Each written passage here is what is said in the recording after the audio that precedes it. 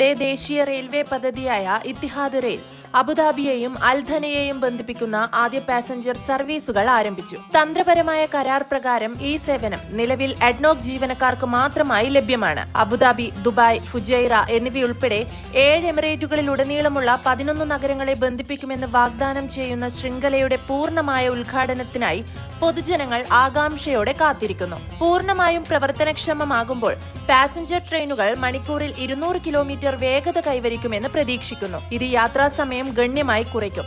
ഉദാഹരണത്തിന് അബുദാബിയിൽ നിന്ന് ദുബായിലേക്കുള്ള യാത്രയ്ക്ക് ഏകദേശം 57 മിനിറ്റ് എടുക്കുമെന്ന് പ്രതീക്ഷിക്കുന്നു. പൊതുജനങ്ങൾക്ക് പ്രവേശനത്തിനുള്ള കൃത്യമായ തീയതി പ്രഖ്യാപിച്ചിട്ടില്ലെങ്കിലും ഈ വിപുലമായ ശൃംഖലയുടെ പൂർത്തീകരണം UAE-യിലുടനീളം കണക്ടിവിറ്റി വർദ്ധിപ്പിക്കുന്നതിനും സാമ്പത്തിക വളർച്ച പ്രോത്സാഹിപ്പിക്കുന്നതിനു വേണ്ടിയുമാണെന്ന് പ്രതീക്ഷിക്കുന്നു.